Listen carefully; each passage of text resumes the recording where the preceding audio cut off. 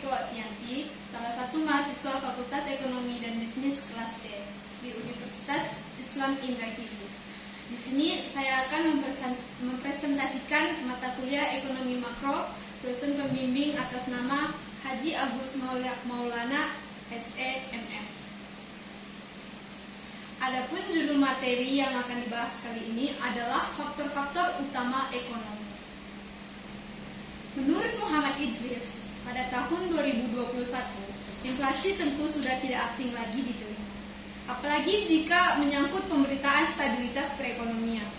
Secara umum, inflasi adalah suatu keadaan di mana terjadi kenaikan harga-harga barang dan jasa.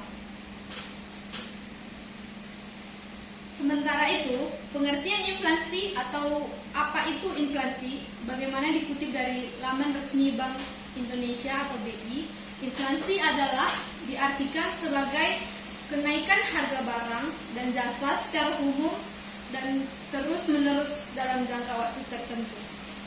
Kebalikan dari inflasi itu adalah deflasi, yakni penurunan harga barang secara umum dan terus-menerus. Penyebab inflasi terjadi karena banyak faktor. Menurut Kementerian Keuangan, setidaknya ada 6 faktor penyebab inflasi, antara lain permintaan yang tinggi terhadap suatu barang atau jasa, sehingga membuat harga barang atau jasa tersebut mengalami kenaikan. Dampak inflasi yang tidak stabil akan menciptakan ketidakpastian atau uncertainty bagi pelaku ekonomi dalam mengambil keputusan. Pengalaman empiris menunjukkan bahwa inflasi yang tidak stabil akan menyulitkan keputusan masyarakat dalam melakukan konsumsi, investasi, dan produksi, yang pada akhirnya akan menurunkan pertumbuhan ekonomi. Tingkat dampak inflasi domestik yang lebih tinggi dibandingkan dengan tingkat inflasi di negara tetangga menjadikan tingkat bunga domestik real menjadi tidak kompetitif sehingga dapat memberikan tekanan pada nilai rupiah. Kisaran suku bunga dana federal adalah kisaran target yang ditetapkan oleh Fed yang memandu suku bunga pinjaman dan inflasi semalam antara lembaga penyimpanan untuk meningkatkan pinjaman jangka pendek.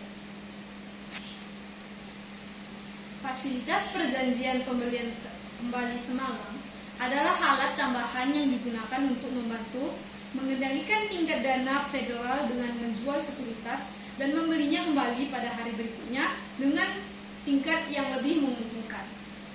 Fasilitas deposito berjangka adalah cadangan deposito dengan jangka waktu yang digunakan untuk mengalirkan cadangan dari sistem perbankan.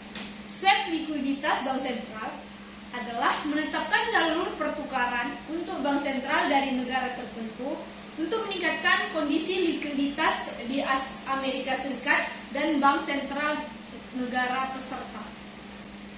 Fasilitas repo otoritas moneter asing dan internasional adalah fasilitas bagi institusi untuk mengadakan perjanjian pembelian kembali dengan Fed untuk bertindak sebagai penopang likuiditas.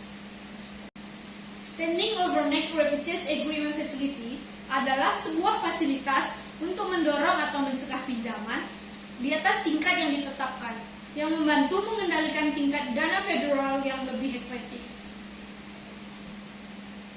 Perdagangan internasional Indonesia sebagai pemegang presidensi G20 atau Group of 20, atau menurut Sugiarto selaku Karo Humas Kementerian Sekretariat Negara, pertunjukan forum kerjasama multilateral 19 negara utama dan Uni Eropa sejatinya merupakan bentuk apresiasi dan pengakuan negara-negara menandakan torehan sejarah baru, karena untuk pertama kalinya besar di dunia bagi Indonesia. Terpilihnya Indonesia sekaligus Indonesia memegang presidensi G20 sejak forum G20 dibentuk pada tahun 1999. Target Indonesia untuk menjadi negara dengan predikat maju pada tahun 2045 dengan target pertumbuhan ekonomi minimal harus bisa di atas 6% setiap tahunnya. Dan presidensi G20 atau tahun 2022 mendatang diharapkan dapat menjadi tahun utama bagi Indonesia lepas dari tekanan pandemi dan merupakan tahun kunci dari pemantapan pemulihan ekonomi menuju negara maju 2045. Dalam menyadari bahwa mewujudkan pertumbuhan ekonomi, tantangannya tidak saja pemulihan ekonomi nasional, namun juga transformasi ekonomi dalam jangka menengah dan panjang yang harus terus dilakukan dengan transformasi ekonomi struktur perekonomian dari lower productivity menjadi higher productivity sektor dan meningkatkan produktivitas masing-masing sektor. Kebijakan yang berfokus pada masyarakat miskin dan kelas menengah dapat mengurangi ketimpangan. Terlepas dari tingkat pembangunan ekonomi, akses yang lebih baik ke pendidikan dan perawatan kesehatan, dan tepat sasaran kebijakan sosial, sambil memastikan bahwa lembaga pasar tenaga kerja tidak terlalu menghukum orang miskin, dapat membantu meningkatkan pembagian pendapatan bagi masyarakat miskin dan kelas menengah. Saat pandemi menyebar ke seluruh dunia, respon kebijakan terus dipengaruhi oleh realitas politik.